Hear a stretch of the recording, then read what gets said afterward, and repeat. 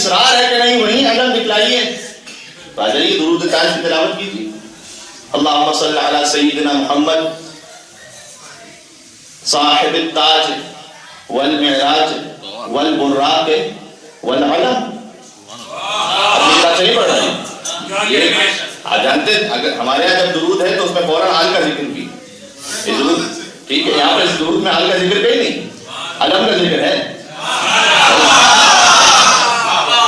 اللہ یہ آپ کتابوں مل جائے گا درود تاج کے نام سے. اللہم صلی علی سیدنا محمد صاحب التاج والمعراج والبراق والعلم. کہ اب میں ترجمے میں تو آل کا نام کہہ دوں گے، حضرت سرکار کرمی مرتبہ احمد مصطفیٰ محمد مصطفیٰ صلی اللہ علیہ وسلم ان پر سلام ہو جو تاج والے ہیں اور معراج والے ہیں، بالکل سے اتفاق ہے، اور براق والے ہیں، براق حضور کی سواری، والعلم اور علم والے ہیں.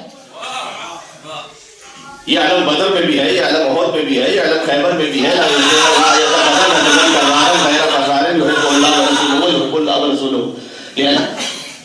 اب مسلمانوں سے ایک بہت چھوٹا سا سوال ہے، بھائی علم رسول اللہ کے زمانے میں ہے تو اگر رسول اللہ کی محبت میں 1 فٹ کی مسواک کی لکڑی نہیں چھوڑی تو ہماری دشمنی میں 5 فٹ کا علم کیوں چھوڑ دیا ہے؟ سنت رسول میں ایک چیز آپ نے لے لی، تو یہ سنت رسول میں ہے یا نہیں؟ چلے آج یہ علم بتائیں، کوئی تو علم ہو آپ کے پاس، کوئی تو علم ہو. پہلوئے حیدر کرار سے ڈر لگتا ہے، اور موت کو میثم تمار سے ڈر لگتا ہے، اور پرچم حضرت عباس سے دوری کیسی، کیا تمہیں اب بھی علمدار سے ڈر لگتا ہے؟ تو یہ علم تو وہی ہے جو سرکار کے زمانے میں، اور وہاں سے سلسلہ چلتا ہوا ہے. بلکہ کتاب اسرار العباسیہ میں تو علم کی جو تاریخ لکھی ہوئی ہے وہ کبھی محرم کی کسی مجلس میں انشاءاللہ گزارش کروں گا کہ حضرت شیس علیہ السلام سے علم چلا،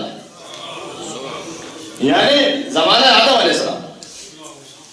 جب قابیل نے حابیل کو قتل کیا تو حضرت شیس کو اللہ کی جانب سے یہ عہدہ ملا کہ وہ حابیل کے خون کا انتقام لیں، اور انہیں حکم دیا گیا، بالکل ابتدائی تاریخ گزاری، انہیں حکم دیا گیا کہ اللہ کے نام پر لوگوں کو جمع کرو. شہید کے خون کا انتقام یہ پرانی تاریخ ہے، اللہ کے نام پر لوگوں کو جمع کرو. اور انہوں نے کہا کہ پروردگار میرے پاس کوئی نشانی تو ہو کہ جس نشانی کے ذریعے تیرے نام پر لوگوں کو جمع کرو. تو جنت سے ایک سفید کپڑا آیا، اور وہ سفید کپڑا حضرت شیس کا علم بنا کہ اس کپڑے کو لہرا کر حضرت شیس نے یہ نعرہ بلند کیا کہ حابیل کے خون کا انتقام لیا جائے. وہاں سے علم چلا، اور یہ پھر انہوں نے پوری تاریخ لکھی کہ کیسے انبیاء تک منتقل ہوتا رہا. انبیاء تک منتقل ہوتے ہوتے حضرت نوح علیہ السلام، حضرت ابراہیم علیہ السلام، حضرت موسیٰ علیہ السلام، اور پھر درمیان میں یہ علم حضرت سلیمان علیہ السلام، حضرت داؤد علیہ السلام. یہ سلسلہ چلتا رہا یہاں تک کہ سرکار کرمی مرتبہ. سوال یہ ہے کہ بھائی کپڑا ہے، گلتا نہیں ہے، ان کا چاہنے والا بھی اگر کوئی قبر میں ہو. دیکھیں ساری بات ہی نسبت کی بات ہے،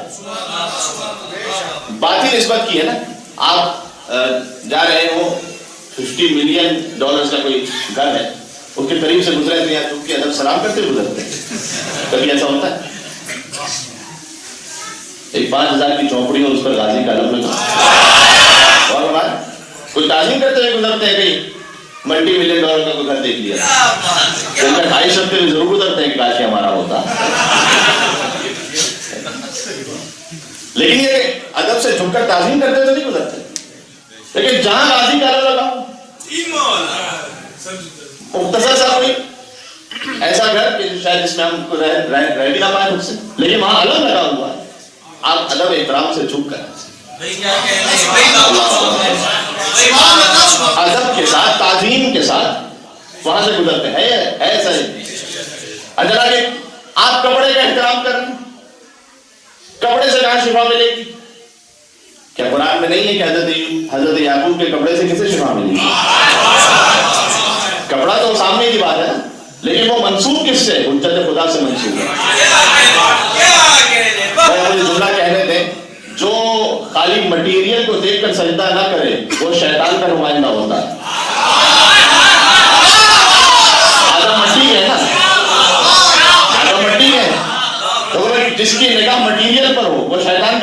ہوتا ہے اور جس کی نگاہ نسبت پر ہو کہ آدم خلیفۃ اللہ ہے، وہ فرشتوں کا پیروکار ہوتا ہے، اور ہمارے بس یہی معاملہ ہے کہ جس کی نگاہ فقط مٹیریل بنا کر رک جائے اور جو آگے یہ دیکھے کہ اس کی نسبت کس کے ساتھ ہے۔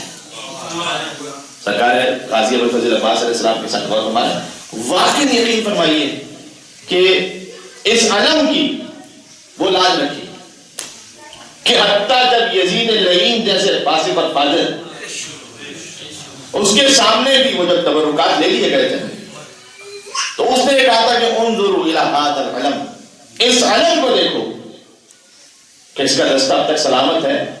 پتہ چلتا ہے کہ اس پر جتنے حملے ہوئے تھے اس نے علم پر کبھی کوئی آنچ نہیں آنے دی، اور وہی سنت تو جاری ہوئی۔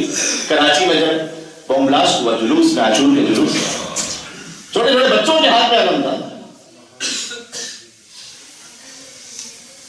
اے شہر کراچی کے ملنگوں کو سلامی، پیمانے ملا توڑ کے بھاگے تو نہیں ہے، پیمانے ملا توڑ کے، بم بلاسٹ ہوا تھا نا عاشور کے، جو پیمانے ملا توڑ کے بھاگے تو نہیں ہے۔